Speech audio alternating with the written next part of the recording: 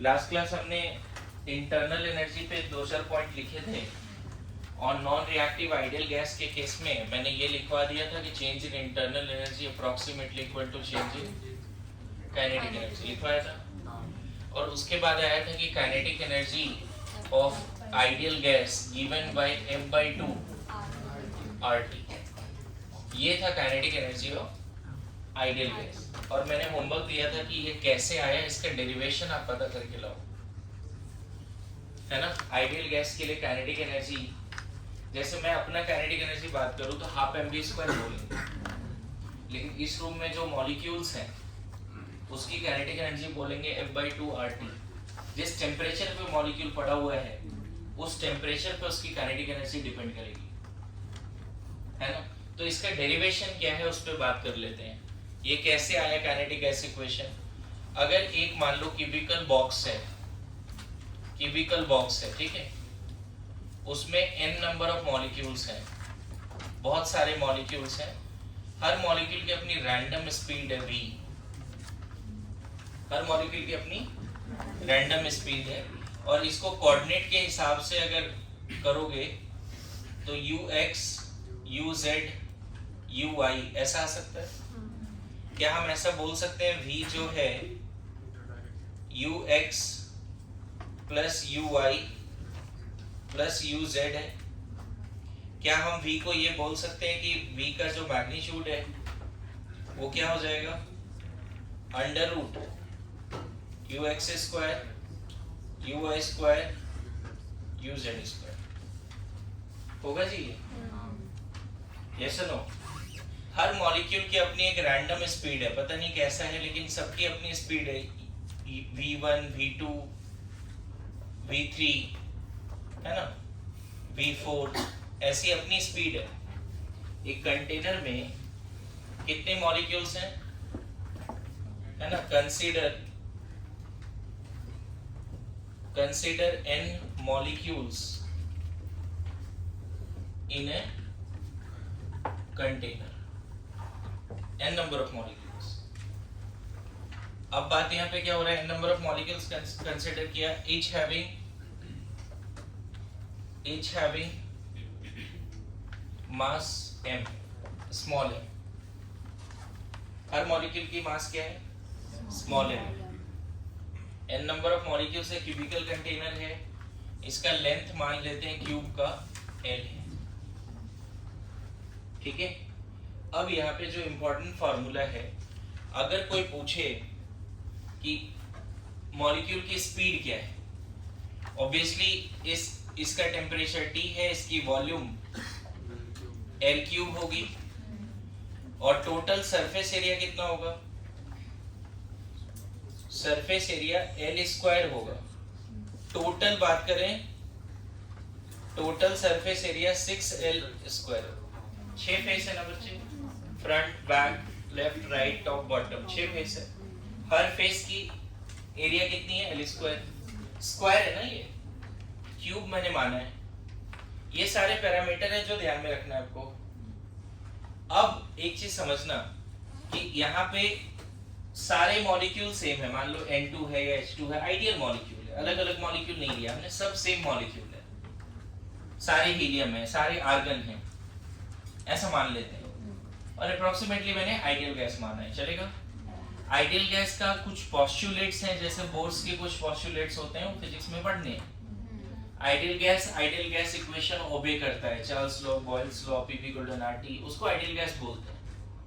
Ideal gas के बीच में आपस में अट्रैक्शन रिपल्सन नहीं होती, सारे डायरेक्शन में सेम है ना। और आइडियल गैस कंटेनर से आपस से इलास्टिक कोलिजन करता है। आइडियल गैस की अपनी खुद की वॉल्यूम नेग्लिजिबल होती है with respect to volume of container, समझ में आ रहा है। आइडियल गैस की अपनी खुद की वॉल्यूम नेग्लिजिबल होती है with respect to volume of container. ये सब आइडियल गैस के अजम्पशंस हैं जो ध्यान में रखना चाहिए। आइडियल गैस क्या है उसके पॉइंट्स नोट्स बनाने चाहिए। पहले जब गैस लॉस थे ना अपने पास, तो आइडियल और रियल गैस पढ़ने होते थे, गैसेस स्टेट चैप्टर हट गया ना, तो अभी आइडियल गैस रियल गैस हम नहीं पढ़ रहे हैं, अब वो फिजिक्स का थोड़ा सा पार्ट है। अब बात ये होता है, सब लोग यहाँ पे ध्यान देना, यहाँ पे जो मॉलिक्यूल्स है, अगर मैं बोलूं कि बताओ स्पीड ऑफ मॉलिक्यूल बताओ, व्हाट इज द स्पीड, तो अगर सारे मॉलिक्यूल सेम टेम्परेचर पर है तो ऑलमोस्ट ये बोलना सही होगा कि हर मॉलिक्यूल की स्पीड सेम होगी।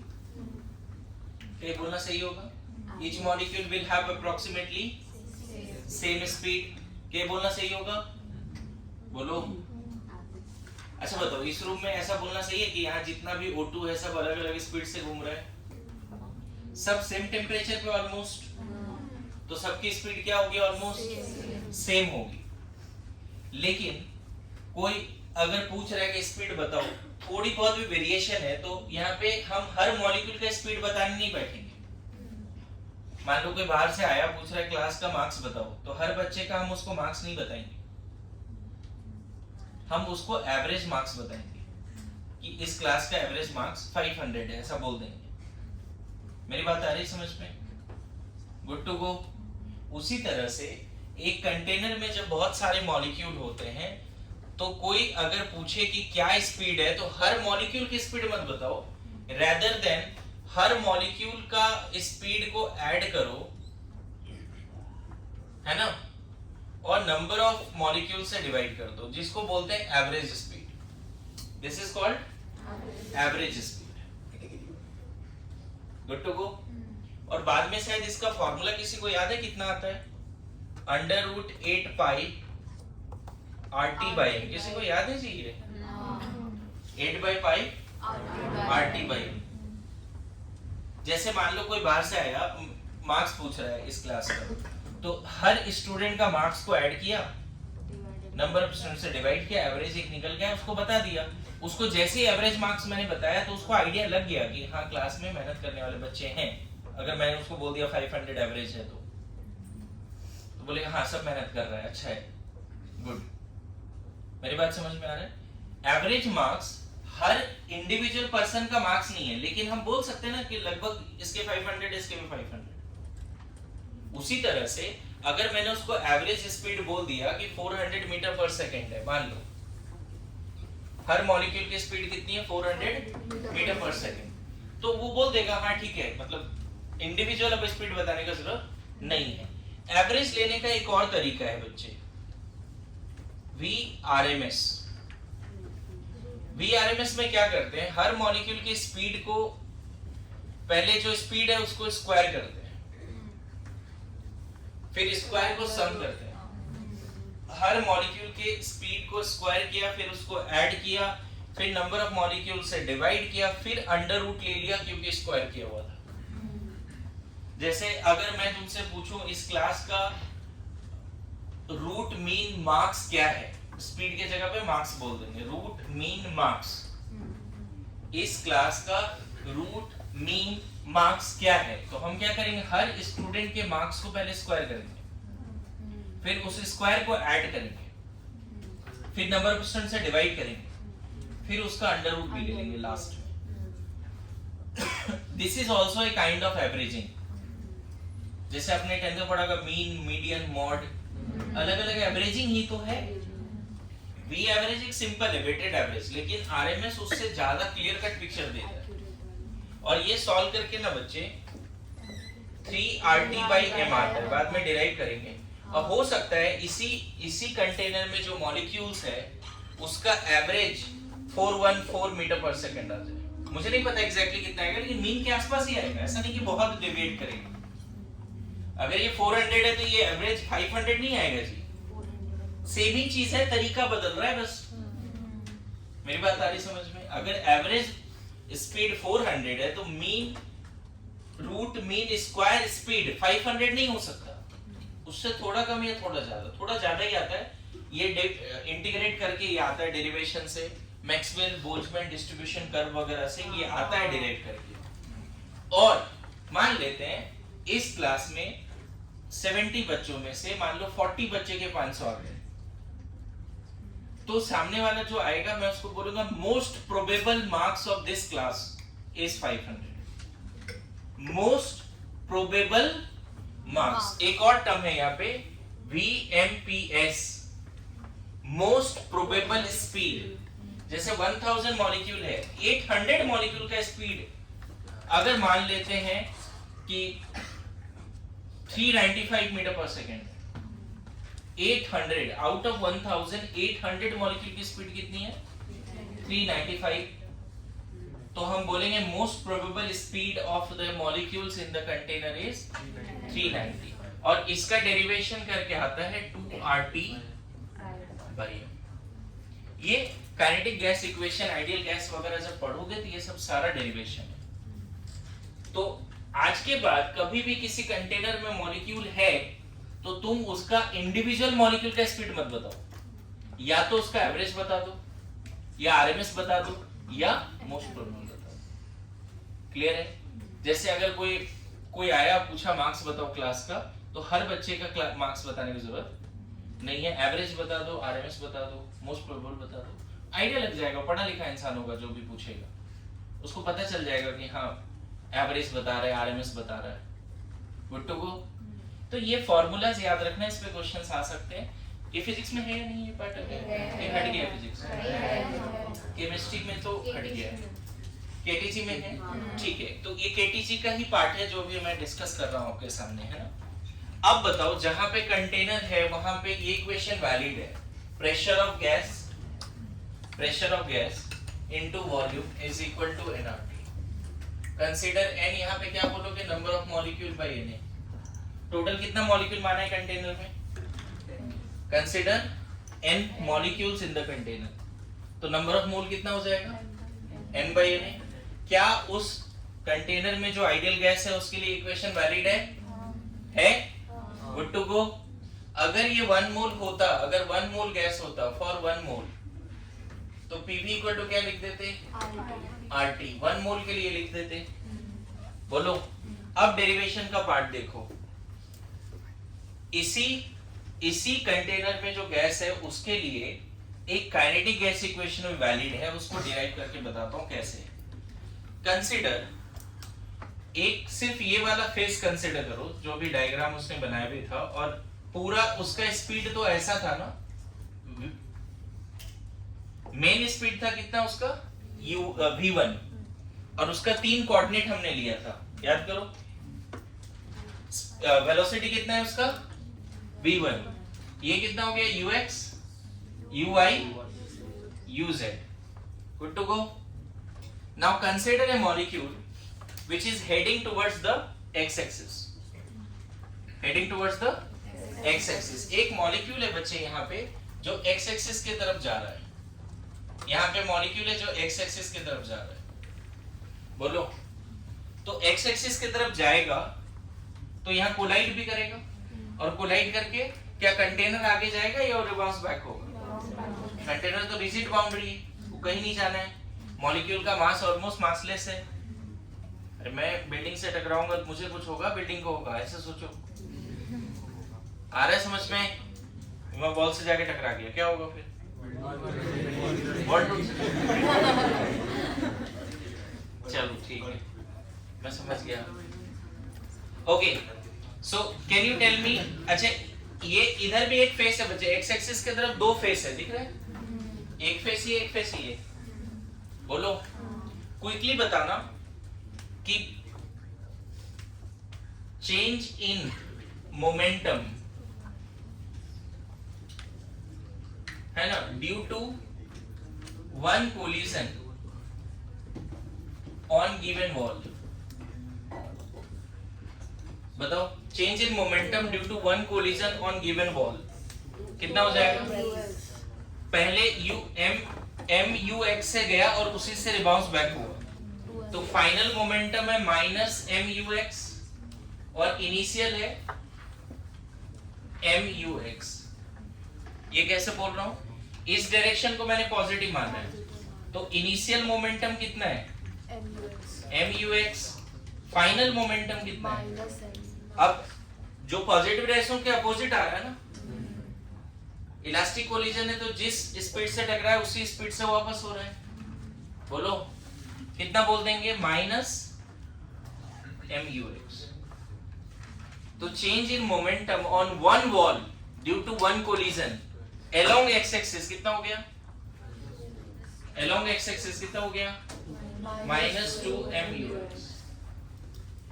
बोलो सिर्फ एक फेस पे एक कोलिजन की वजह से सिर्फ एक फेस पे, इस फेस पे एक कोलिजन की वजह से कितने मोमेंटम चेंज हो रहे हैं? सिर्फ इस फेस को टारगेट रखा है, ध्यान रखना, अभी टारगेट में ये फेस है। इस फेस में एक मॉलिक्यूल टकराया, रिबाउंस बैक हुआ उसी स्पीड से, जिस स्पीड से टकराया उसी स्पीड से रिबाउंस बैक हुआ। Change in momentum due to one collision on the given wall कितना हो गया? अब बताओ, मॉलिक्यूल यहां टकराया, अब ये वापस इस डायरेक्शन में चलेगा और फिर इस वॉल पे टकराएगा, फिर वापस इस वॉल पे आएगा थोड़े समय के बाद। कंसीडर करो कि उस वॉल पे एक मॉलिक्यूल टकराया, रिबाउंस बैक हुआ, फिर वो आके इस वॉल पे टकराया, फिर रिबाउंस बैक होके वहां टकराएगा। तो दूसरे कोलिजन, टाइम टेकन इन पर कोलिजन क्या होगा? Time taken in one collision, कितना डिस्टेंस ट्रेवल किया है वो बिफोर नेक्स्ट टाइम कोलाइड करने से पहले। अभी देखो, एक बार v स्पीड से गया, यहाँ टकराया, रिबाउंस बैक हुआ, उस वॉल पे टकराया, फिर वापस यहाँ पे आके टकराया, तब दूसरा कोलिजन हुआ। मतलब टू कंसेक्यूटिव कोलिजन्स में कितने टाइम लगे? तो वो कितना डिस्टेंस ट्रेवल किया है? कंटेनर का लेंथ कितना माना है? L, और वो किस स्पीड से ट्रेवल किया है? बोलो। एक कोलिजन में इतना मोमेंटम चेंज है और नेक्स्ट कोलिजन होने में इतना टाइम लग रहा है, मतलब पर कोलिजन कितना टाइम लग रहा है? This is the per collision time, बोलो। And this is change in momentum due to one collision. Now you tell me total change in momentum है ना, due to one collision on given wall. आपको बोलना है इसी face पे एक second में चेंज इन, क्या लिखा? Total change in momentum due to one collision on given wall in 1 second. बता सकते हो कैसे निकाल पाओगे तुम? या तुम ऐसे बता दो, टोटल नंबर ऑफ कोलिजन बता दो, चेंज बाद में बताना। टोटल नंबर ऑफ कोलिजन बता दो, 1 सेकेंड में कितने कोलिजन्स होंगे on the given point, given wall. Total collision in 1 second on given wall at given point. Anyone in the class जो ये बता सकता है? एक सेकेंड में उसी पॉइंट पे कितने कोलिजन होंगे? यार एक कोलिजन में इतना टाइम लगा है ना, डिवाइडेड बाय एक कोलिजन में टाइम पता है हमें, बोलो। तो कहीं ना कहीं 1 second by time taken for one collision. जैसे वो होता है ना कि एक फैन एक चक्कर लगा रहा है 1 मिली सेकेंड में, तो 1 सेकेंड में कितना चक्कर लगा लेगा, वो वाली बात है। टाइम पीरियड दिया हुआ है, एक तरह से एक कोलिजन का टाइम पीरियड। 1 सेकेंड में टोटल कोलिजन्स कितने होंगे, दैट इज फ्रीक्वेंसी निकालने बोल रहा हूं। सेम पॉइंट पे, इस पॉइंट पे 1 सेकेंड में कितने बार मॉलिक्यूल टकराएगा? UX by 2L कितना? 2L bye UX by 2L। अरे ये तो टाइम पीरियड है ना, तो इसको सॉल्व करके कितना लिखते हैं? UX by 2L। UX by 2L। मैं बताऊं, एक कोलिजन में इतना मोमेंटम चेंज है, 1 सेकेंड में इतने कोलिजन्स हो चुके हैं। सेम पॉइंट पे मॉलिक्यूल एक बार आया क्या? आया, फिर वहां टकराया, फिर वापस आया, फिर वापस आया, फिर वापस आया। 1 सेकेंड में बहुत बार टकराया है यहाँ पे। आ रहा है समझ में?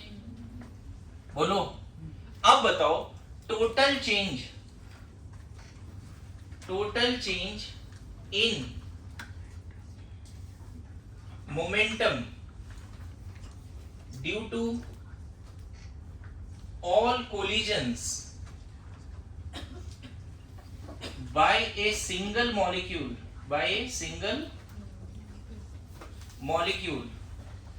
on given wall at given point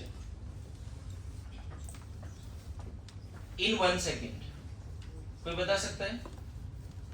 same molecule के थ्रू 1 सेकेंड में सेम पॉइंट पे कितने मोमेंटम चेंज हुए? एक कोलिजन में इतना हो रहा है, 1 सेकेंड में टोटल कोलिजन ये हुआ है. Total number of collision and change in momentum due to one collision. फिर से रिपीट कर रहा हूं, ये सेकंड पॉइंट है, total number of collision in 1 second on the same point same ball. Same point same ball, उसी point पे 1 second में कितने कोलिजन्स हुए? ux by 2l, है ना. इसको चलो यहाँ पे सॉल्व करके लिख देता हूँ, कंफ्यूज नहीं होना है. ux by 2l. और एक कोलिजन में कितने चेंज हो रहे हैं? कितना करते हैं बताओ? 2m ux into ux by l. 2l ना, कितना हो जाएगा? m ux square by. बोलो यहाँ तक समझ में आ रहा है? अभी वो क्या मिला लास्ट वाला पार्ट? क्या मिला? Change in momentum by a single molecule. Change in momentum by a single molecule in 1 second in the given wall at the given point. एक मॉलिक्यूल से 1 सेकेंड में कितने मोमेंटम चेंज हुए ऑन दिस पॉइंट? मेरी बात आ रही समझ में? बोलो, इतना लिखो पहले, फिर आगे बढ़ते हैं. जल्दी जल्दी लिखिए. ओके, अभी नहीं भी लिखा है तो आप सब लोग बोर्ड पे ध्यान दो. मेन एम क्या है मैं बता दूं. मैं चाहता हूं ये क्वेश्चन डिराइव करना, ठीक है? तो ये बताओ, एक मॉलिक्यूल के वजह से, सिंगल मॉलिक्यूल के वजह से, सिंगल एक मॉलिक्यूल की वजह से सिर्फ उस वाले फेस पे कितना है collision momentum change in 1 second? सिर्फ उस वाले फेस पे. उधर लिखा है ना, बोलो. टोटल चेंज इन, बातें नहीं, मोमेंटम इन 1 सेकेंड, है ना, ड्यू टू वन मॉलिक्यूल, है ना, along positive x axis. Total change in momentum in 1 second due to one molecule along positive x axis. कितना बोलते हैं सॉल्व करके? वही तो डेराइव किया है. बोलो यस नो. अच्छा, नहीं लगता है कि सेम अगर मैग्नीट्यूड का बात करें, same momentum change negative x axis के अलोंग हुआ होगा? वो मॉलिक्यूल अगर वहां पे 100 बार टकराया है तो यहाँ भी तो 100 बार टकराया होगा. ऐसे चल रहा है ना. यहाँ पे मोमेंटम चेंज अगर ये है तो नेगेटिव एक्स एक्सिस में भी सेम मोमेंटम चेंज होगा. मैग्नीट्यूड का बात करो तो बोलो, अरे यस नो. अच्छा, यही बताओ, momentum change along positive y axis MUY by, बोलो. अब पॉजिटिव नेगेटिव y एक्सिस बोल दे तो कितना बोल देंगे? देखो ना, ये जो मॉलिक्यूल इधर जा रहा है बच्चा, एट द सेम टाइम ऊपर और नीचे भी जा रहा है, आगे पीछे तो जा ही रहा है. यहाँ पे टकराने की वजह से मोमेंटम चेंज कितना है? MUX square by L. इधर भी टकराने की वजह से कितना होगा? क्योंकि along x axis स्पीड हमेशा क्या है? along x axis स्पीड क्या है हमेशा?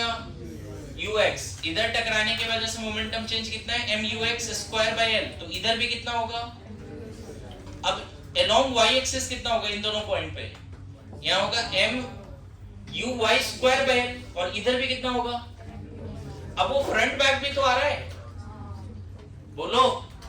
तो momentum change along plus minus z axis by single molecule कितना? क्या समझ में आ रहा है जी? बोलो. हर एक्सिस इस अपोजिट फेस में, इस फेस में कितना हुआ mu(x²/l), इधर भी कितना हुआ, टॉप बॉटम भी सेम, बस स्पीड चेंज करना पड़ेगा। अब मैं बताओ टोटल है ना momentum change by one molecule in 1 second due to collision with all walls। बात समझना, एक मॉलिक्यूल सिर्फ इस फेस पे टकरा है, इस पे टकरा है, तो ये वाला पार्ट था, टॉप बॉटम में ये, फ्रंट बैक में ये। अब बात होता है सिंगल मॉलिक्यूल के through total momentum change in all the walls. क्या वो मॉलिक्यूल ऐसा जरूरी है कि सिर्फ एक्स एक्सिस के लॉन्ग जा रहा है? मैंने उसके 3 डिग्री ऑफ फ्रीडम लिए एक तरह से, along x axis, y axis, z axis. तो पता है कितना लिखना पड़ेगा तुम्हें?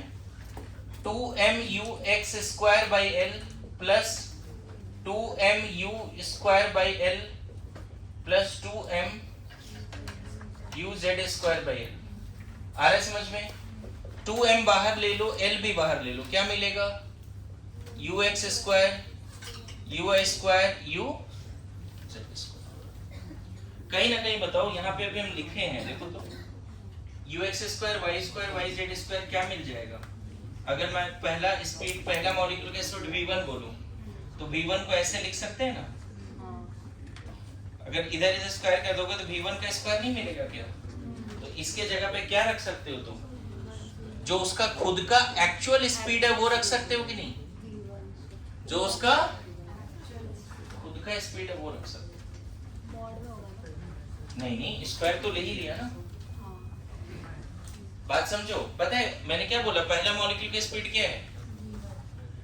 और वो 1 सेकंड में हर फेस पे कहीं ना कहीं टकराया होगा। v1 स्पीड से भाग रहा है रैंडम, उसका कंपोनेंट भी हटा दो, x axis, y axis, z axis हटा दो।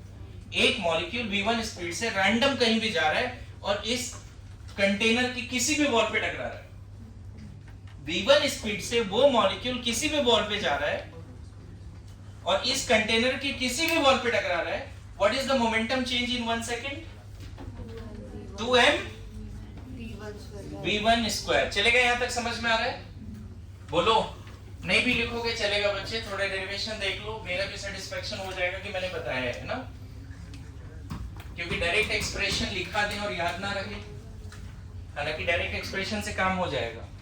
अब बताओ total momentum change in 1 second by all n molecules, है ना? By all n molecules on all walls. पता है इसको क्या लिखना पड़ेगा? सब लोग ध्यान दे इधर। mv1²/l 2, पहले के लिए ये था ना, दूसरे का स्पीड कुछ और है, 2mv2²/l 2mv3²/l 2mvn²/l। ये क्या लिख दिया मैंने समझ में? एक मॉलिक्यूल, सिर्फ एक मॉलिक्यूल की वजह से मोमेंटम चेंज कितना है इन 1 सेकेंड? सिर्फ एक मॉलिक्यूल की वजह से मोमेंटम चेंज कितना है? 2m। जो उसकी स्पीड है उसी पे डिपेंड कर रहा है, जो उसकी एक्चुअल वेलोसिटी है उस पे डिपेंड कर, उसका स्क्वायर, वेलोसिटी का स्क्वायर। उसके वेलोसिटी को 3 कंपोनेंट में उन्होंने डिवाइड भी किया है। लेकिन क्या उस कंटेनर में सिर्फ एक मॉलिक्यूल है? नहीं, v1 v2 v3 vn तक चल रहा है ना। तो हर मॉलिक्यूल का अपने स्पीड की वजह से 1 सेकंड में हर वॉल पे टकराना तय है। What is the total momentum change by all the molecules in 1 second due to collision with all the walls? एक molecule all the walls in 1 second ये था। दूसरे के लिए क्या ले लेंगे? यही लेंगे, बस स्पीड क्या ले लेंगे? बोलो, आ रहा है समझ में?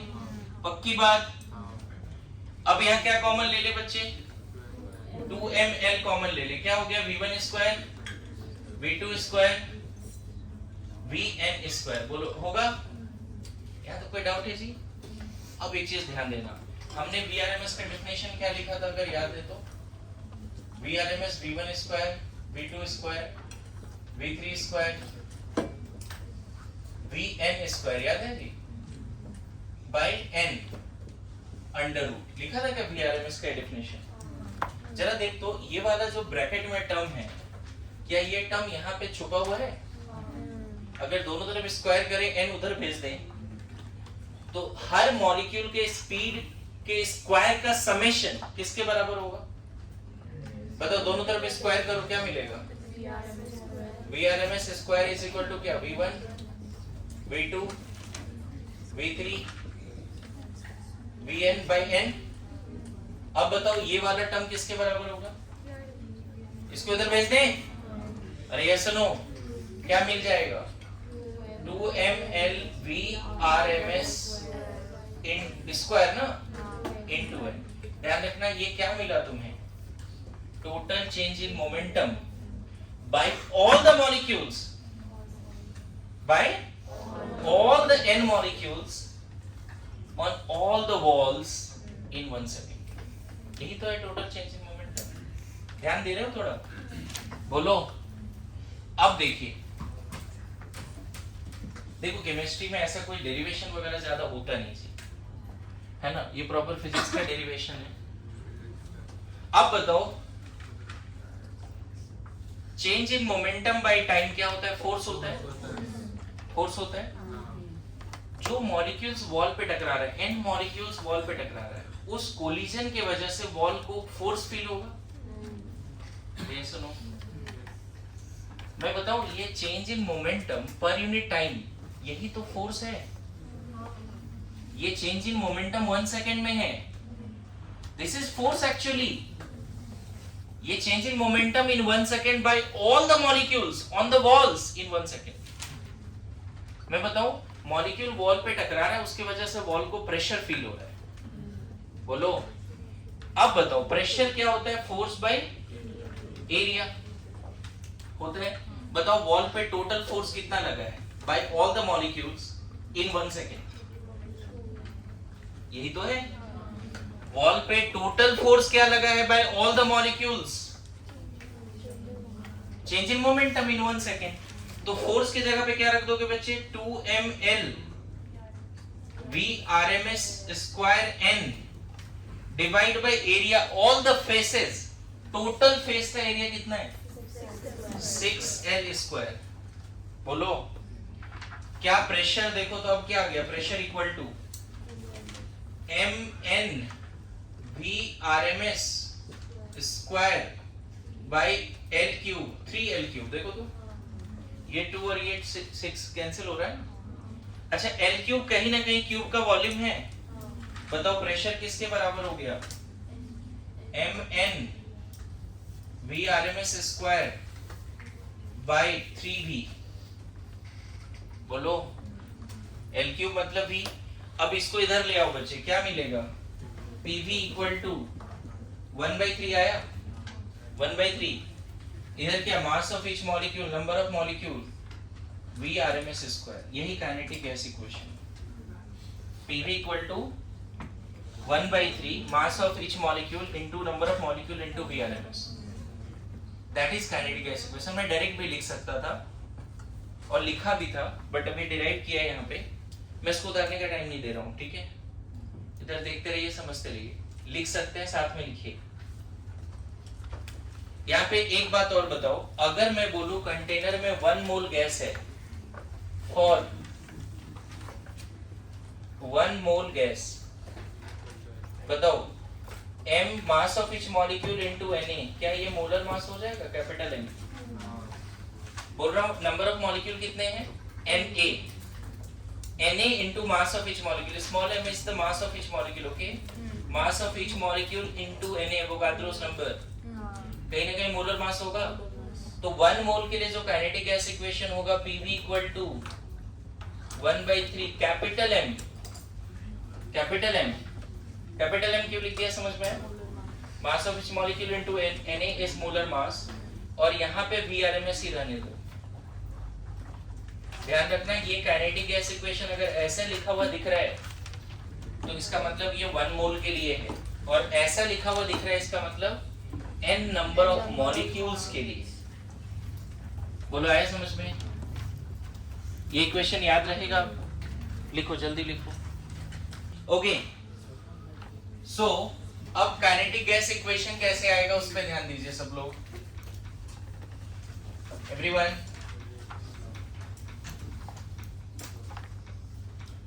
ये बताओ 1 मोल के लिए हमारे पास एक इक्वेशन पहले भी था। सब लोग बोर्ड पे ध्यान दीजिए, लिखने का काम हो जाएगा।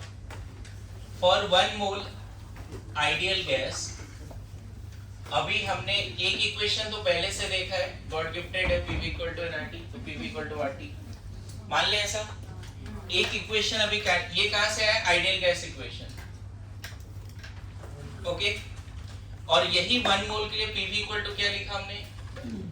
1/3 मोलर मास Vrms स्क्वायर। ये है काइनेटिक गैस इक्वेशन राइट, या KTG नहीं, काइनेटिक थ्योरी ऑफ गैस, उससे आया। काइनेटिक थ्योरी ऑफ गैस से आया। काइनेटिक गैस इक्वेशन है वो, लेकिन वो आया किससे? Kinetic theory of gas. अब इन दोनों को अगर देखो, दोनों सेम, यहाँ पे जो कंटेनर है उसका प्रेशर इनटू वॉल्यूम का प्रोडक्ट RT के बराबर भी है, और यहाँ पे प्रेशर इनटू वॉल्यूम का प्रोडक्ट 1/3 mVRms स्क्वायर के बराबर भी है। इसी कंटेनर में n मोल अगर गैस है एट टेम्परेचर T, तो यहाँ पे Pv इक्वल टू RT लिखेंगे, और उसी के लिए हम एक और बात क्या लिख सकते हैं? Pv इक्वल टू, तो अगर right left hand side same है तो इक्वेट कर सकते हैं। 1/3 molar mass of gas Vrms square equal to RT। यहाँ से देखो ये फॉर्मूला डिराइव हो गया, Vrms is equal to 3RT, 3 उधर गया ना, 3RT by m under root. देख रहा है डिराइव हो गया एक फॉर्मूला। अगर मान लो तुम्हें बोलूं कैलकुलेट, है ना, Vrms of O2 in your classroom, तुम्हारे क्लासरूम में जो अभी O2 मॉलिक्यूल है उसका Vrms बताओ, तो डायरेक्ट ये फॉर्मूला यूज कर सकते हो। क्या लिख दोगे? Vrms O2 का कितना लिख दोगे? 3 into 8.314। इस रूम का टेम्परेचर 27 डिग्री सी ले लेते हैं, तो 300 केल्विन हो गया। मोलर मास 32 into 10⁻³ kg, सब एसआई में रखा है, ठीक है, सब एसआई में रखा है। मोलर मास ऑफ O2 कितना लिखोगे? हर मॉलिक्यूल की मोलर मास 32 ग्राम होता है ना मोलर मास, तो उसको एसआई में रखो क्योंकि ऊपर सब एसआई में है। तो इसको सॉल्व करोगे अप्रोक्सीमेटली, बताओ कितना स्पीड आ रहा है? अगर अप्रोक्सीमेट से निकाल सकते हो तो बताओ। एनीवन? मुझे एग्जैक्ट नहीं पता, लेकिन लगभग 450-500 के आसपास आएगा। तो समझो स्पीड सरप्राइजिंग स्पीड है, बुलेट के स्पीड से ज्यादा है, मैं बताऊं उसके आसपास में है। लेकिन O2 इस रूम में बुलेट की स्पीड से भी ज्यादा फास्ट ट्रैवल कर रहा है, लेकिन हमें फील नहीं हो रहा है क्योंकि वो मासलेस है ऑलमोस्ट। मेरी बात आ रही है समझ में? क्लियर है? कोई ऐसा प्लैनेट होता है जिसका मॉलिक्यूल का अच्छा खासा मास होता है और उसकी ऐसी स्पीड होती है, तो सर्वाइवल पॉसिबल नहीं था ह्यूमैनिटी का उधर। समझ रहे हो ना? अब आंधी तूफान में देखते ही हो, हालत खराब हो जाती है ना अगर 10 पार्टिकल आ गया बहुत हाई स्पीड से, तो वो वाली बात है। इतना स्पीड है, समझ रहे हो? मतलब अगर मैं बोलूं कि ये 10 मीटर है, मान लो 10 मीटर ज्यादा ही बोल दिया, एक बोल रहे हैं और यहाँ से 45 टाइम्स वो भाग रहा है, सोचो कितना हाई स्पीड। 1 सेकंड में 45 टाइम्स, इतना हाई स्पीड से एक मॉलिक्यूल इस क्लासरूम में चल रहा है। एग्जैक्ट सॉल्व करना 400-500 के आसपास ही आएगा, है ना? नाउ अब मुझे बताओ, अभी भी देखो कौन सा इक्वेशन डिराइव करना था जी? काइनेटिक गैस इक्वेशन ना, 1 मोल का काइनेटिक एनर्जी निकालना था ना। मुझे अब ये बता, जो उस डब्बे में n मॉलिक्यूल्स है उसकी काइनेटिक एनर्जी कितना लिखोगे? Kinetic energy of all n molecules. Please बातें नहीं, प्लीज ध्यान दें। पहला का kinetic energy half m v1 square, दूसरे का half m v2 square, half m vn square. यही तो तरीका है काइनेटिक एनर्जी का, एक ही एक्सप्रेशन जानते हैं। हाफ m, हर मॉलिक्यूल की काइनेटिक एनर्जी इंडिविजुअली लिखो, उसको ऐड कर दो, पूरे कंटेनर में जितने भी मॉलिक्यूल है उसकी काइनेटिक एनर्जी आ जाएगी। इस मॉलिक्यूल की काइनेटिक एनर्जी क्या बोलोगे? हाफ m v1 स्क्वायर, इसकी half m v2 square, half m v3 square, half m v4 square. चलेगा ऐसे? अब बताओ यहाँ पे हाफ m कॉमन ले लें, क्या मिलेगा? v1 square, v2 square. क्या ये फिर से वही टर्म है जो अभी थोड़ी देर पहले आ रहा था? v1 v2 v3 स्क्वायर अभी आ रहा था थोड़ी देर पहले, और इसका वैल्यू आ रहा था vrms स्क्वायर इनटू n। तो क्या रख दें इसको? 1/2 m vrms square into n। बोलो कितना मिला kinetic energy? 1/2 m n vrms square. ये किसका काइनेटिक एनर्जी है बच्चे? n मॉलिक्यूल्स का हैविंग RMS स्पीड दिया हुआ है। अब बताओ अगर 1 मोल होता, फॉर 1 मोल क्या लिख दोगे? फॉर 1 मोल काइनेटिक एनर्जी क्या लिखोगे बताओ? 1/2 m vrms स्क्वायर। 1 मोल के लिए बच्चे मास ऑफ ईच मॉलिक्यूल Na कितना हो जाएगा? Capital M। अरे यस नो? अब बताओ इसका वैल्यू किसके बराबर है? यहां से देख ले, m vrms का वैल्यू किसके बराबर है? 3RT। अरे किसके बराबर है? तो वैल्यू रख के देख, पर मोल कितना हो गया? 3RT। 3 यहाँ पे आएगा ना, इसके जगह पे क्या आएगा? 3RT। तो 3/2। देखो ये डिराइव करने के लिए बोला था ना आपको, this is the kinetic energy of 1 mole of gas, this is the kinetic energy of. अब बताओ क्या काइनेटिक एनर्जी का फाइनल एक्सप्रेशन उस गैस के मोलर मास पे डिपेंड किया? किस पे डिपेंड किया? एब्सोल्यूट टेम्परेचर पे। मैं बताऊं मेरा तुम्हारा काइनेटिक एनर्जी टेम्परेचर पे डिपेंड नहीं करेगा, मेरे मास और वेलोसिटी पे डिपेंड करेगा। बट इस रूम में जो आइडियल गैस है उसकी काइनेटिक एनर्जी उसके मास और वेलोसिटी पे डिपेंड तो करता है, लेकिन इनडायरेक्टली वो किस पे डिपेंड कर रहा है? सिर्फ टेम्परेचर पे। मेरी बात आ रही समझ में क्या बोल रहा हूँ? Kinetic energy of ideal gas directly proportional to absolute temperature. ज्यादा टेम्परेचर होगा काइनेटिक एनर्जी ज्यादा होगी। बोलो। अच्छा ये हो गया किसके लिए? 1 मोल के लिए। अगर काइनेटिक एनर्जी n मोल गैस का निकालना है तो 3/2 RT into n। ये किसके लिए एक्सप्रेशन लिखोगे? n मोल आइडियल गैस के लिए। पर मॉलिक्यूल निकालना है तब, पर मॉलिक्यूल निकालना है तो 3/2 RT को Na से डिवाइड करना पड़ेगा। ये एक्सप्रेशन क्या है? पर मॉलिक्यूल। क्या है? काइनेटिक एनर्जी पर मॉलिक्यूल। अब यहां ध्यान दीजिए फिर से, R/Na होता है एक नया कांस्टेंट, बोल्ट्जमैन कांस्टेंट। तो काइनेटिक एनर्जी अगर तुमने लिखा है 3/2 kT, K फॉर यहाँ पे, ये यहाँ पे है R/Na बोल्ट्जमैन कांस्टेंट। इसका वैल्यू भी निकाल सकते हो तुम, R का और N का वैल्यू रख दो, 1.23 समथिंग आएगा। ऊपर कितना होगा? 8.31 और नीचे आएगा 6.022, तो 1.23 के आसपास आएगा। 10 का पावर 23 ही रहेगा। 1.23 into 10 का पावर -23। बाकी यूनिट देख लेना क्या है। फिर से रिपीट कर रहा हूं, अगर तुमने काइनेटिक एनर्जी 3/2 RT लिखा, ये 1 मोल के लिए है। n मोल के लिए 3/2 RT into n। 1 मॉलिक्यूल के लिए 3/2। बोलिए यहां तक समझ में आया? यस या नो? देखो ये एक्सप्रेशंस काम के हैं। फिर ये एक्सप्रेशन से वो कैसे आया, वो सारी चीजें आप चाहो तो यहाँ से लिखना चाहिए अच्छे से। डेरिवेशन आपसे नहीं पूछा जाएगा, लेकिन ये एक्सप्रेशंस वगैरह बहुत इंपॉर्टेंट है। 1.38 कर लेना जी। और सर ये 405 से भी आ रहा है। ये 405 आ रहा है, ठीक है, सही कर लो। करेक्शन कर लीजिए, ये शायद सॉल्व किया कितना है 5 ना 05 हाँ 05 हाँ बढ़िया। और ये 1.38 है राइट 28 38 क्या हाँ ठीक है, करेक्शन कर लीजिए। यहाँ पे जो फिजिक्स में एक इम्पोर्टेंट क्वेश्चन पूछा जाता है, ये हटा दो क्या,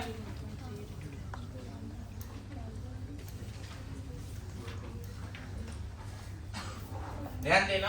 एक इम्पोर्टेंट क्वेश्चन जो पूछा जाता है फिजिक्स में वो ये है कि मान लो यहाँ पे N2 है, यहाँ O2 है ना, हीलियम है, बातें नहीं प्लीज। अगर सबकी टेम्परेचर सेम है 25 degree C 25 degree C 25 degree C, तो यहाँ काइनेटिक एनर्जी N2 का पर मॉलिक्यूल या पर मोल, यहाँ काइनेटिक एनर्जी O2 का पर मॉलिक्यूल पर मोल सेम होगा,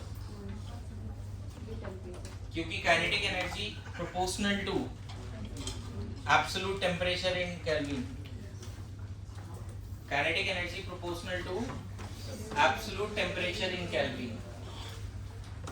अलग अलग गैस है बट टेम्परेचर सेम है, तो हर मतलब इस रूम में मान लो O2 है, उधर N2 है, तो इस रूम में हर मॉलिक्यूल O2 का काइनेटिक एनर्जी और वहां पे हर मॉलिक्यूल N2 का सेम होगा, बशर्ते दोनों रूम का टेम्परेचर क्या होना चाहिए, सेम होना चाहिए, दोनों रूम का टेम्परेचर सेम होना चाहिए। समझ में आ रहा है, मतलब कम से कम सारे डायटोमिक का सेम बोलो, सारे मोनोटोमिक का सेम बोलो, गुड टू गो बोलो। इन शॉर्ट काइनेटिक एनर्जी किसी भी रैंडम मॉलिक्यूल के लिए F/2 RT होता है, ये ध्यान रखना, ये derivation, where F is the degree of freedom.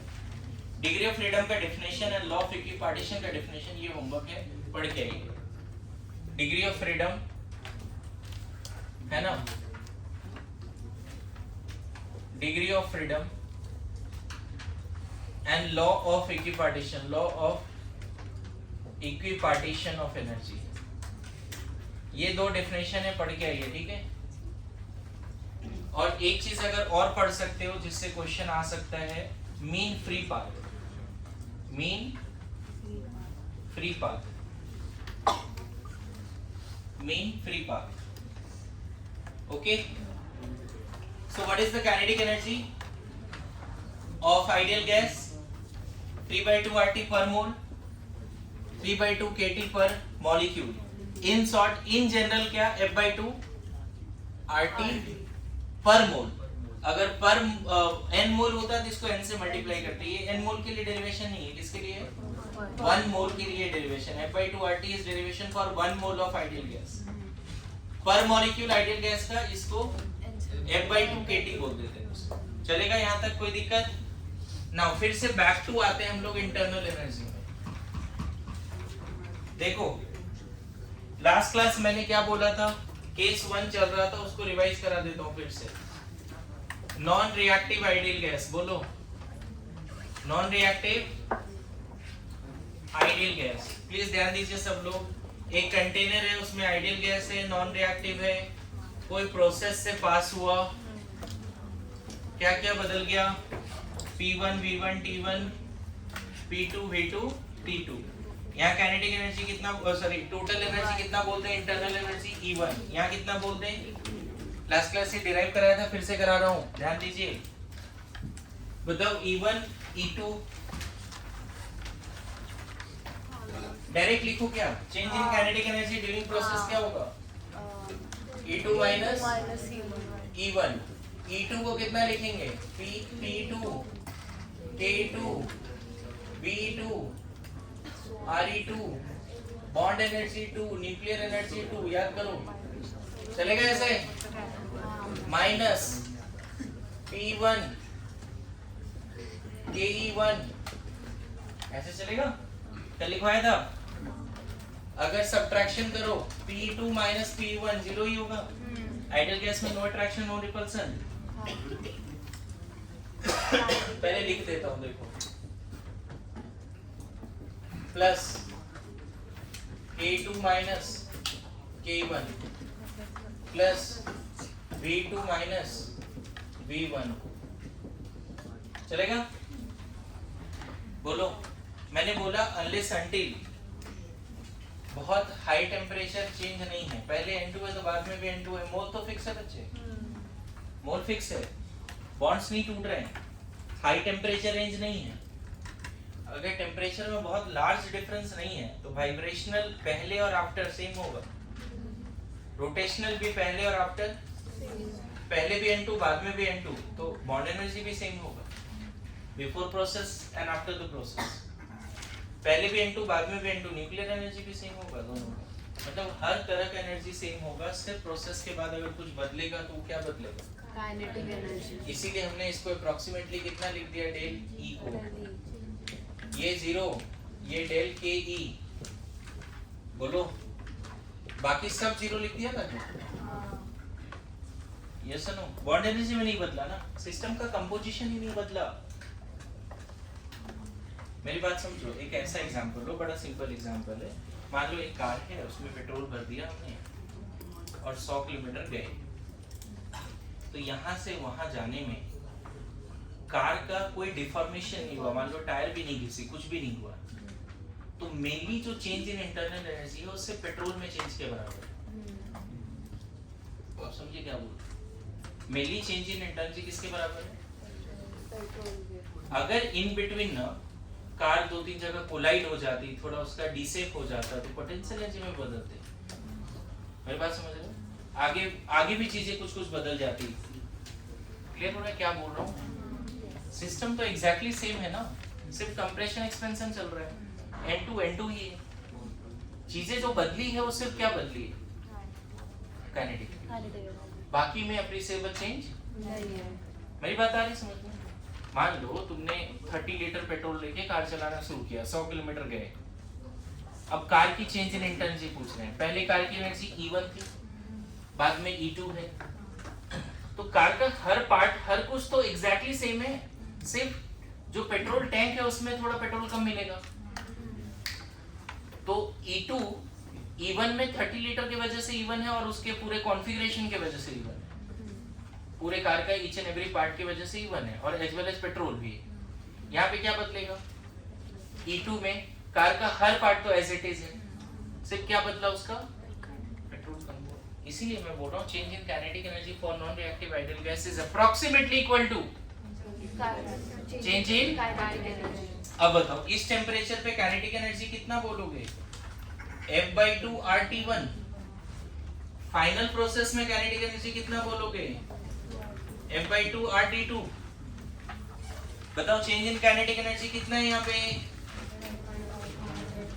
F/2 R delta T, अरे ये सुनो, तो बस यहाँ पे लिख दो change in total energy approximately equal to F/2 R delta T। आगे इन शॉर्ट ये बताओ, अगर चेंज नहीं भी है, मान लो चेंज नहीं भी है, क्या हम ये बोल सकते हैं change absolute function of temperature है, चेंज किसका फंक्शन है, काइनेटिक एनर्जी का, sorry change in internal energy for ideal gas, change in internal energy for ideal non reactive gas is proportional to change in temperature. कहने का मतलब अगर temperature बदला ही नहीं यहाँ से यहाँ, तो काइनेटिक एनर्जी नहीं बदला, बोलो यहाँ से यहाँ टेम्परेचर ही नहीं बदला तो काइनेटिक एनर्जी बदला क्या, नहीं बदला।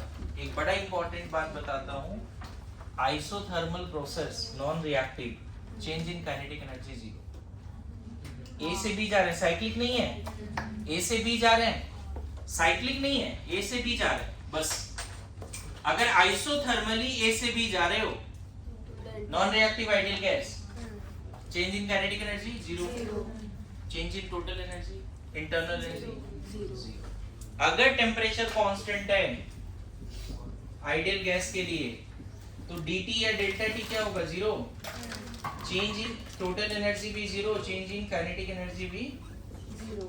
मैं बताऊं, मैंने ये बोला था आपको कि साइक्लिक फंक्शन के लिए, साइक्लिक प्रोसेस के लिए चेंज इन इंटरनल एनर्जी 0 होता है, होता है ना। एक और जगह पे एक पॉइंट ऐड करो अपने लिस्ट में कि आइसोथर्मल आइडियल गैस, लेकिन ध्यान रखना ideal gas, isothermal ideal gas के लिए change in internal energy isothermal ideal gas के लिए चेंज इन इंटरनल एनर्जी। मैं बताऊं, देखो तुम्हारा सेटिस्फेक्शन जो भी हो, मैं ये लाइन डायरेक्टली नहीं लिख पा रहा था इसलिए आज 1 घंटे दिया। ये लाइन की चलो इसके बाद ये लिख दिया कि देखो काइनेटिक एनर्जी F/2 RT होता है, वो नहीं लिख पा रहा था मैं डायरेक्टली, इसीलिए मैंने 1 घंटे दिया। फिर तरीके से अगर ये बता के आगे बढ़ जाते, एक्सप्रेशन हो जाता तो भी काम चल जाता तुम्हारा, लेकिन मुझे सेटिस्फेक्शन नहीं होता कि टॉपिक छोड़ के आगे बढ़े। सेम मैं चाहता हूं कि तुम्हारे पास भी ये हो कि कोई टॉपिक अच्छे से सीख रहे हैं तो सीखो अच्छे से, गैप देख के क्या फायदा। फिर लिखिए, ठीक है। देखो आइसोथर्मल में क्या देखा था, चेंज इन इंटरनल एनर्जी क्या है, 0। फर्स्ट लॉ हमने कल डिराइव किया था, del equal to Q plus W। अगर आइसोथर्मल प्रोसेस से नॉन रिएक्टिव है तो डेली क्या बोल दिया, चेंज इन काइनेटिक एनर्जी। और आपको पता है काइनेटिक एनर्जी में चेंज आएगा नहीं, T1 T2 के बराबर है तो Ke1 K2 के बराबर होगा, चेंज इन काइनेटिक एनर्जी 0। तो change in internal energy is also 0। First law से Q plus W 0, Q equal to minus W या W equal to minus Q। इसका मतलब क्या है, देखो इन दोनों स्टेटमेंट का, जितना हीट दिया है उतना वर्क सिस्टम ने कर लिया, या जितना वर्क हुआ है सिस्टम ने, मतलब यहाँ पे एक डायग्राम ऐसा भी बना सकते हो कि work done on the system is equal to heat released by the system. आपको याद होगा कभी ऐसा स्टेटमेंट दिया था कि आइसोथर्मल प्रोसेस में हीट एब्जॉर्ब होगा या नहीं होगा, हो सकता है। लोगों को ऐसा लगता है हीट एब्जॉर्ब होगा तो टेम्परेचर बदल जाएगा, तो फिर आइसोथर्मल कैसे रहेगा। तुमने जितना हीट दिया उतना वर्क कर लिया सिस्टम ने, समझ रहे हैं ना। दिन भर 2000 कैलोरी का जरूरत है और उतना ही खाना खाया एग्जैक्टली, तो एनर्जी स्टोर नहीं होगा, मोटे नहीं होगे, फर्स्ट लॉ। हाँ ठीक है, अरे समझ जितना इंटेक है उतना, ठीक है। तो सर सिंपल है ना, बोल रहे 18 को पूरा इंटेक कंप्लीट करेंगे। लिख ये दोनों का मीनिंग लिख यहाँ पे क्या लिखेगा इसके नीचे, heat absorbed is equal to work done by the system, और यहाँ लिखेगा work done on the system is equal to heat released by the system. अगर ऐसा है तो आइसोथर्मल भी है, अगर ऐसा है तो आइसोथर्मल भी है, दोनों बातें हैं, ठीक है। क्या आइसोथर्मल प्रोसेस में हीट एब्जॉर्ब हो सकता है, हो सकता है।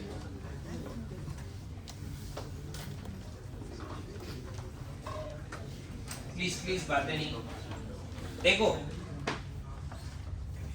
नॉन रिएक्टिव तो है, non reactive but real gas, ध्यान देना। अभी भी रिएक्शन नहीं हो रहा है बट यहाँ पे रियल गैस है, ठीक है। रियल गैस में अगर कोई प्रोसेस होगा, जैसे CO2 रियल गैस बोला जाता है, n मोल CO2 है, आफ्टर द प्रोसेस भी n मोल है। इस केस में पैरामीटर चेंज हुआ, P1 V1 T1, P2 V2, internal energy E1 यहाँ पे E2। रियल गैस के केस में change in internal energy change in potential energy plus change in kinetic energy के बराबर होगा, बाकी सब चीजें जीरो हो जाएगी लगभग में।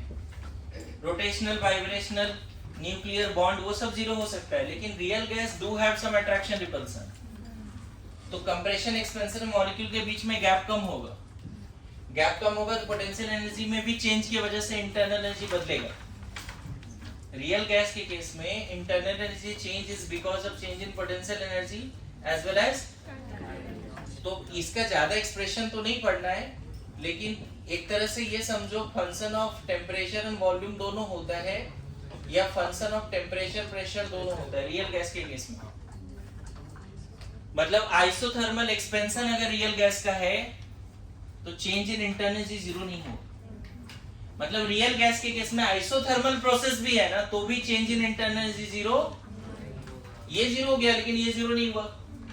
मैं फिर बोल रहा हूं, आइडियल गैस आइसोथर्मल तब जीरो बोलो, real gas isothermal, change in internal energy for real gas, not zero for isothermal. मतलब वॉल्यूम प्रेशर चेंज से भी इंटरनल एनर्जी में चेंज आएगा। Isothermal expansion of ideal gas, change in internal energy zero.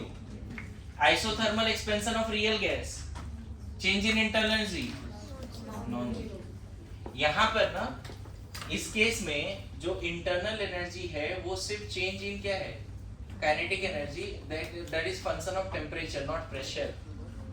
Non reactive ideal gas में change in internal energy किसका function है, सिर्फ temperature का।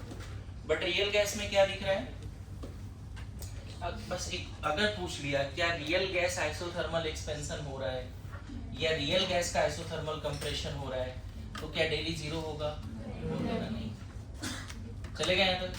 लेकिन आइडियल गैस का अगर आइसोथर्मल एक्सपेंशन कंप्रेशन है तो डेली क्या बोल दोगे, यहाँ तक आए समझ में, है ना? बोलो।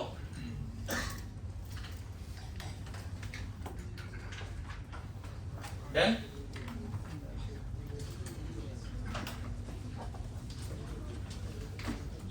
रियल गैस में क्यों जीरो नहीं बोल रहे हैं आइसोथर्मल में, क्योंकि real gas do have some attraction repulsion, so change in internal energy is because of change in potential energy also. Isothermal process में पोटेंशियल एनर्जी नहीं बदलेगा ऐसा बोलना गलत है।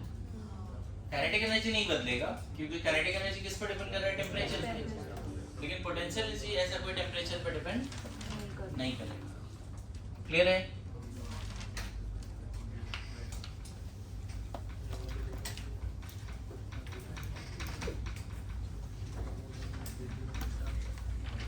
ना ये बताओ, यहीं पर थोड़ा सा आगे आ जाते हैं। फॉर एडियाबेटिक प्रोसेस क्या बोलते बच्चे, Q0 बोलते हैं। हाँ। तो फर्स्ट लॉ से डेली इक्वल टू W हो जाएगा। हाँ। बोलो हो जाएगा ना।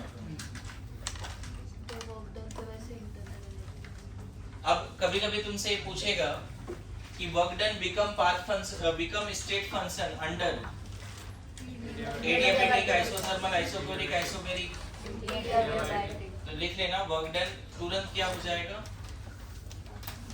Work done become state function. Work done है पाथ फंक्शन लेकिन हो जाएगा स्टेट फंक्शन कब, देखो ना वर्क डन किसके बराबर आया, और ये है क्या, sometimes distance equal to displacement हो सकता है कि नहीं, शॉर्टेड डिस्टेंस है क्या है, वही वाली बात है। फिर से रिपीट कर रहा हूँ, अगर ऐसा क्वेश्चन आया कि under what condition work done become state function, आपको लिख के आना पड़ेगा एरिया में, चलेगा। अब यहाँ पे ध्यान देना, अगर एडियाबेटिक एक्सपेंशन है, कोई हीट तो लिया नहीं, एडियाबेटिक एक्सपेंशन है, सब आइडियल गैस के बारे में बात हो रहा है, कुछ नहीं मेंशन है आइडियल गैस मानना नॉन रिएक्टिव मानना, ध्यान दो। अगर adiabatic expansion work done negative होता है बच्चे, तो डेली भी नेगेटिव आएगा, बोलो डेली नेगेटिव आएगा, मतलब डेली लेस देन जीरो आया, E2 minus E1 less than zero, E2 less than E1, मतलब एडियाबेटिक एक्सपेंशन में इंटरनल एनर्जी फाइनल कम है, इनिशियल ज्यादा है। दिस सिग्निफाइज T2 कम है, T1 ज्यादा है, क्योंकि इंटरनल एनर्जी किसका फंक्शन है, काइनेटिक एनर्जी का आइडियल गैस के लिए। एडियाबेटिक एक्सपेंशन इज कूलिंग और हीटिंग प्रोसेस। एडियाबेटिक एक्सपेंशन में work done negative, internal energy less than zero, change E2 less than E1, T2 less than T1, final temperature कम है initial से। फिर से रिपीट करो, adiabatic expansion is a cooling process और heating process for ideal gas non reactive, ध्यान रखना। Although real gas में भी वही होगा, लेकिन अनलेस अनटिल मेंशन नहीं है तो नॉन रिएक्टिव आइडियल गैस मानो। फिर से रिपीट करें, एडियाबेटिक एक्सपेंशन कैसा प्रोसेस है, पहले तो एडियाबेटिक अगर प्रोसेस है तो वर्क डन पाथ फंक्शन नहीं है, state function. Under adiabatic process work done equal to change in internal energy, yes और नो। अच्छा यहीं पर बताओ, एडियाबैटिक एक्सपेंशन, एडियाबैटिक कंप्रेशन बताओ। कंप्रेशन वर्क डन हमने पहले ही पढ़ा है, पॉजिटिव होता है। तो डेली ग्रेटर देन 0 हुआ, E2 greater than E1, T2 greater than. तो ध्यान रखना एडियाबैटिक कंप्रेशन हीटिंग प्रोसेस। तुम ऐसे सोचो बच्चे, एकदम सिंपल एग्जांपल, पूरा बाउंड्री इंसुलेटेड है, हीट अंदर बाहर नहीं जा रहा है। गौर करना, हीट अंदर बाहर नहीं जा रहा है।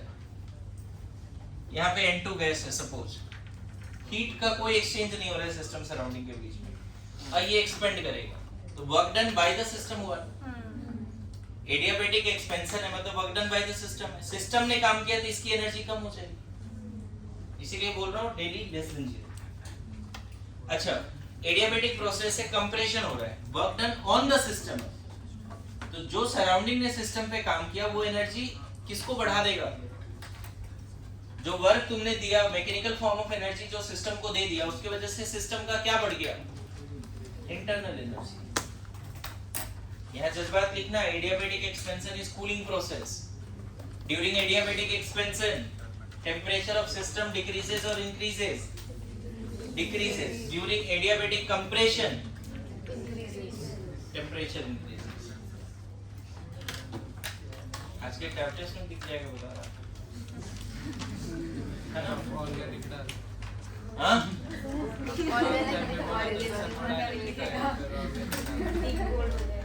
रिकॉर्ड हो गया?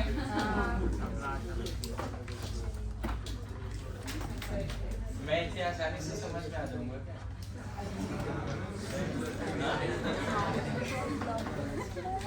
इतने आसानी से? तुम लोग को एक बात पता है, तुम्हें दुनिया वाले ज्यादा लोग नुकसान नहीं कर रहे हैं, तुम लोग अपना नुकसान खुद ही ज्यादा कर रहे हैं इस तरह के माइंडसेट। अच्छा, तुम्हें सच में लगता है कि तुम्हारा नुकसान मैं या तुम्हारे पेरेंट्स या तुम्हारे फ्रेंड्स कर रहे हैं?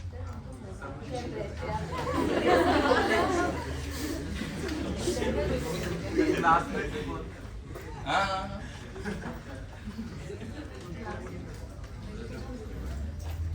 अच्छा अच्छा ठीक है, मजाक नहीं, सीरियस डिस्कशन ही है। तुम्हारा नुकसान ज्यादा तुम्हारे पेरेंट्स, टीचर्स, तुम्हारे फ्रेंड्स कर रहे हैं या तुम अपना नुकसान ज्यादा खुद कर रहे हो?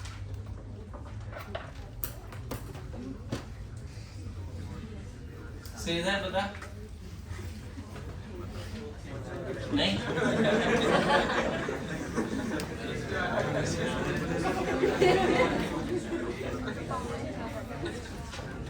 क्या बताओ वेदांत? अपना नुकसान ज्यादा तो खुद का करो। हाँ क्या?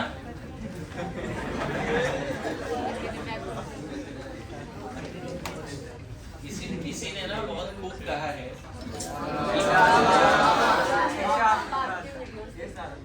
कि मुझे ना अपनों से बचा लो, बाकी दुश्मनों से तो मैं जीत लूंगा।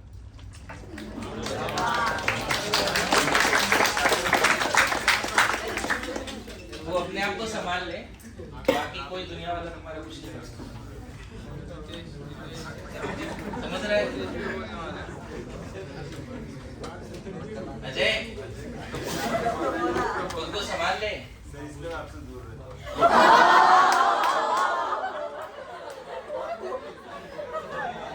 मेरे से जितना दूर रहना चाहता है, लेकिन केमिस्ट्री से दूर मत रह। हाँ? मेरे पीटीएम का थोड़ा देख।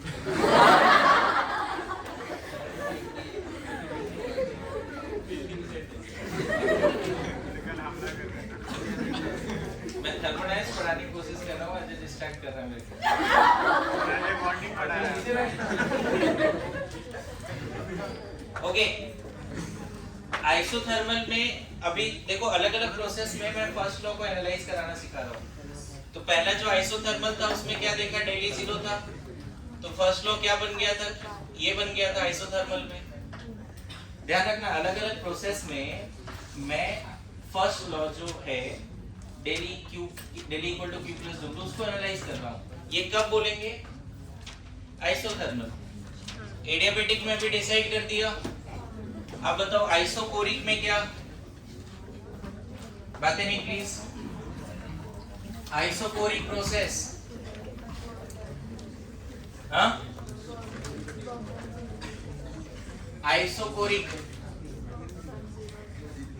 तो डेली किसके बराबर हो गया बच्चे? क्यू। अरे बोलो, आइसोकोरिक में डेली किसके बराबर हो गया? क्यू के बराबर।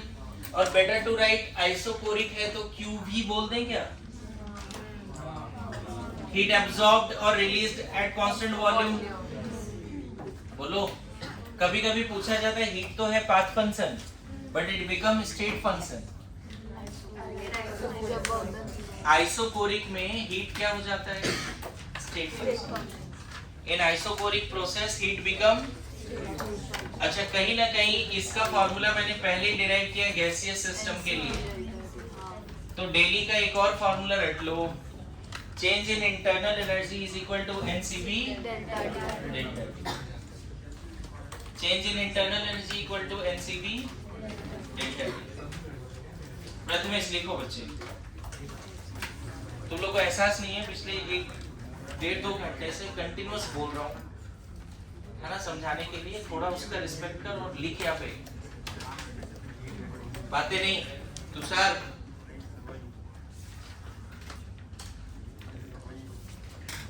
मतलब वो वाला हाल है, जो मैं खुद नहीं समझा वो मैं किसी और को समझा रहा हूँ।